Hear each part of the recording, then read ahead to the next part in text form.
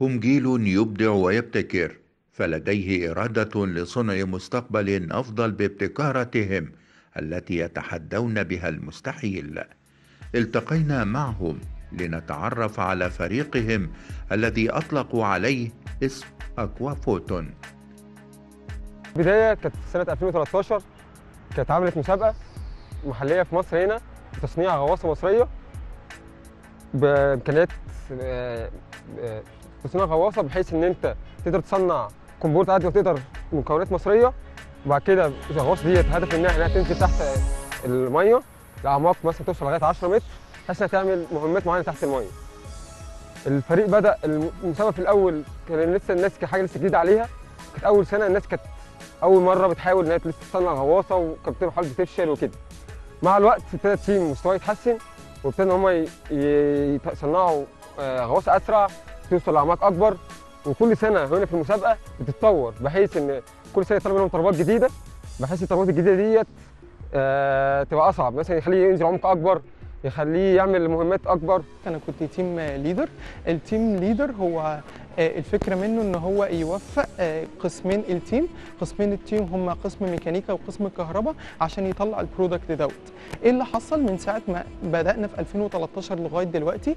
التطور اللي احنا ماشيين فيه دوت هو التطور ان احنا عايزين نوصل لحاجه بروفيشنال، حاجه نقدر نوريها للعالم ان هي حاجه تقدر تنافس، حاجه بتواكب التكنولوجيا العالميه، حاجه فعلا لما السكيل بتاعها يكبر، مش جاست ان هي بروتوتايب وبتنزل تعمل ميشنز مش هي دي اللي على الحقيقه بس هي سيميوليشن او محاكاه. المحاكاه ديت لما فعلا ينفع تكبر او السكيل دوت يكبر وينفع الكونسبت دوت ان هو يتحقق لفكره كبيره، يبقى كده احنا نجحنا وقدرنا ان احنا نقدم منتج او برودكت للعالم، او على الاقل ان احنا نستخدمه او يبقى صناعه محليه او تبقى صناعه محليه ان احنا نهتم بيها. احنا فريق اكوا فوتون اصلا فريق بدأ من 2012. الفكره جت ان احنا في مسابقه منظمه عالميه اسمها منظمه ميت. دي بتهدف ان هي يعني تعلم الناس الحاجات البحريه، ان انت ازاي تشتغل في البحر وان انت تخش في المجالات دي.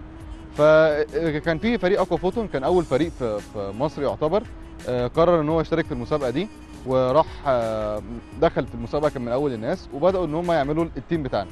التيم بتاعنا مش واقف ان ده مشروع تخرج وناس تمشي وخلاص كده. يعني احنا مثلا في ناس بيبقى ده مشروع تخرج بتاعها، او مش شرط يعني، بيبقى في ناس من اخر سنه تخرج، في سنه ثالثه، في سنه رابعه. انا مثلا سنه اولى قدمت تريننج في الصيف في التيم، وبتاخد فتره من التريننج، بعد كده هم بيختاروا الناس اللي معاهم تكمل والناس اللي ما تكملش. يعني دوري هنا ان انت ببقى مسؤول عن الكهرباء، مسؤول عن الكود اللي بيتكتب، ان انت اصلا بيبقى موصل الغواصه دي من بره بدراع. الدراع ده هو اللي بيتحكم في السرعه، تطلع قدام ترجع ورا، متحكم في حركه الحاجات دي كلها، متحكم في حركه الكاميرا فوق وتحت. فده كله بيبقى محتاج الى ان انت تكتب له كود وان انت تبرمجه يعني. ده دوري في التوصيلات الكهربائيه، دوري في الدوائر الكهرباء اللي بتبقى موجوده يعني. انا دوري في الفريق الميكانيزم والبيرود هيد. انا يعني بصمم الميكانيزمات الصعبه وبنبتدي يعني نعمل كذا ديزاين لحد ما نوصل للاوبتيم ديزاين اللي هو بيدينا اعلى كفاءه، اقل سعر، احسن اداء. اكوا فوتون دوت تيم كلنا طلبه في الكليه، كلنا زمايل من مراحل مختلفه، من سنه اولى لحد سنه رابعه. انا يعتبر عضو في التيم دوت. كلنا يعتبر حاجه واحده، كلنا بنكمل بعض، محدش فينا احسن من حد. فانا دوري في التيم بيتقسم جزئين، جزء قسم ميكانيكا وجزء قسم كهرباء. جزء بيشتغل على الميكانيكيه سواء ديزاين او تصنيع، وجزء بيشتغل على جزء كهرباء سواء الكود اللي بيتعمل عشان البرمجه بتاعت الار او في او التحكم بتاعها عن بعد. انا دوري في جزء بتاع ميكانيكا سواء في التصنيع او سواء في التصميم اللي هو الديزاين. احنا كتيم اكوا فوتون بدا من سنه 2012.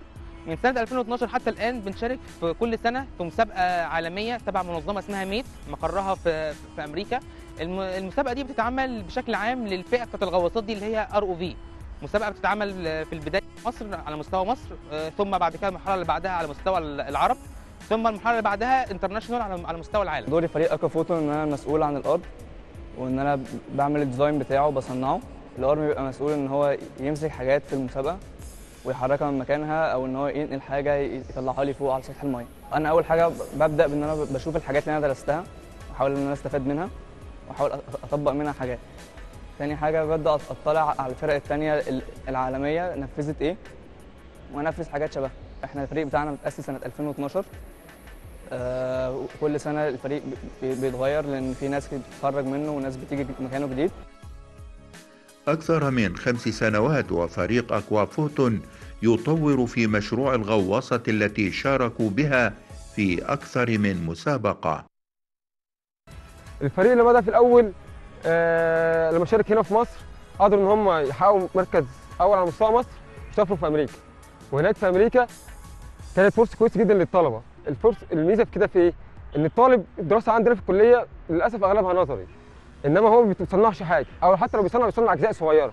إنما الميزة بتاعت الغواصة إن هو بيصنع حاجة كاملة متكاملة، أجزاء الكهرباء وأجزاء من الميكانيكا، وبيصنع مش مجرد بس تصنع الحاجة وتشتغل، لا، المفروض يصنعها وتشتغل وتصنع بأبعاد معينة ووزن معين، في ريستريكشن عليهم حطهم للمسابقة، وكل سنة دي بتبقى أصعب.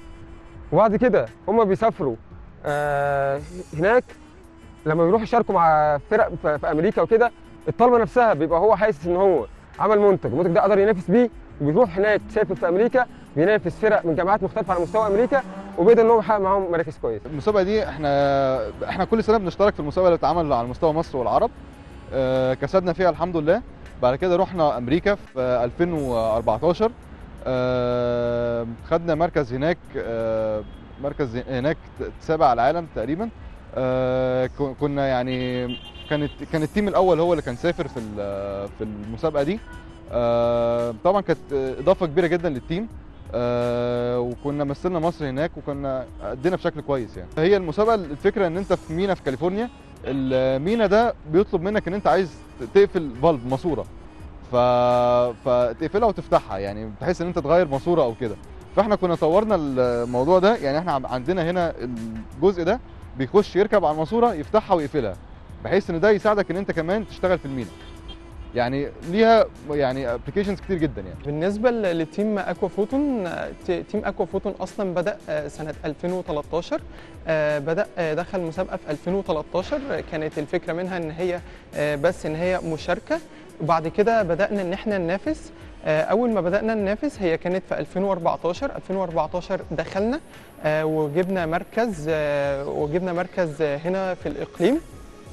بعد ما جبنا مركز اول اقليمي ومصر، سافر التيم اللي كان موجود في 2014 وجاب رابع عالم. بعد كده سنة 2015 التيم دوت قرر ان هو ما ينهيش المسيرة ديت ويكمل، وان ناس تانية تتعلم اللي هم وصلوا له، وان العلم دوت ما يقفش. عملوا تيم جديد في 2015 كانوا لسه تيم مش بروفيشنال.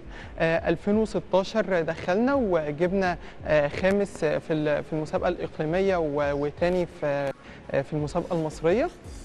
بعد كده السنة اللي فاتت اللي أنا كنت ماسك فيها دخلنا وجبنا مركز ثالث في المسابقة الإقليمية. واحنا بناخد الجوائز ديت او بنعدي على المناصب دي كلها، برضو احنا حريصين ان احنا نروح عروض ونروح معارض، ان الناس تعرف احنا بنعمل ايه، وان احنا نروج لفكرتنا، وان الغواصه ديت تكون بروفيشنال على قد ما نقدر. احنا من سنه 2012 حتى الان كل سنه بنطور في الغواصه بتاعتنا، بنعمل واحده جديده كل سنه، بنحاول نحسنها عن السنه اللي قبلها وبنشارك في المسابقه دي. ده كده بشكل اساسي. بشكل اخر بقى بنشارك في الايفنت اللي بتتعمل على المشاريع الابتكار او عامه على اي حاجه خاصه بالمجال ده. روح الفريق هي السمة الرئيسية لهم، فلكل منهم تخصص في المشروع. هو الميزه في الفريق ان هم عاملين تواصل بين الاجيال، بمعنى انهم بيخلوا في طلبه من السنه الثالثه والرابعه، وبرضه يجيبوا طلبه لسه داخله الكليه، اول ما تدخل الكليه يبتدوا يعملوا لهم تريننج معاهم ويتدربوا، بحيث ان هم يتعلموا، بحيث ان الموضوع يفضل مستمر. لان لو كان في ناس عملت الموضوع ده في الاول والموضوع انتهى، ما كانش لو نقولش الخبره بتاعتهم لاجيال جديده ما كانش مستواهم هيتحسن.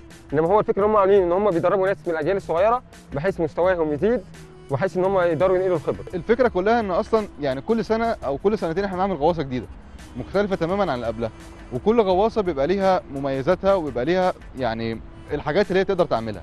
يعني مثلا الحجم، يعني زمان كان مثلا وزن الغواصه كان ممكن يوصل 50 كيلو، احنا وصلنا ان احنا السنه دي وزن الغواصه رجع ل 20 كيلو.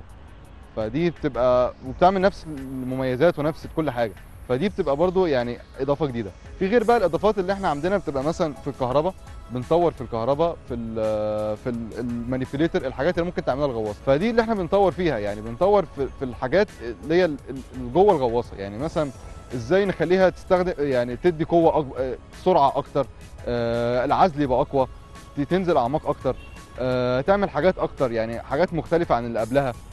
يعني الابلكيشن بتاعتها هي اللي بتختلف من كل سنه لسنه. الغواصه عندنا ان انت بتضيف عليها، يعني كل سنه بيبقى بتعمل حاجه جديده. يعني السنه دي مثلا احنا هنستخدم الغواصه في ان انت تنزل في مكان فيه زلزال او فيه جهاز بيقيس مثلا الحركه بتاعت القشره الارضيه تحت الارض، فانت تنزل هتشغل الجهاز ده عن طريق حاجه زي وايرلس تشارجر مثلا، يعني شاحن من غير سلك، وهتاخد منه القرايات. يعني السنه دي والابلكيشن بتاعتنا ان نطور الار او في ان هو ينزل يدور على حطام الطياره ويشوف الصندوق الاسود ممكن يطلعه كمان. وده طبعا احنا بنواجه ان في طيارات معرضه كتير جدا ان هي تقع في الميه، فاحنا السنه دي التفكير بتاعنا كله ان احنا نطور الغواصه ان هي تعمل المهمه دي. احنا بنستخدم خامات كتيره منها الارتيلون والاكليريك، وساعات الخشب بنستخدمه فيكسيشن جوه البوكسز اللي جوه. البوكسز دي المفروض تكون معزوله. عندنا الالكتريك بوكس بيتعزل بطرق عزل. حصلوا على جوائز عدة ومشاركات في أكثر من معرض.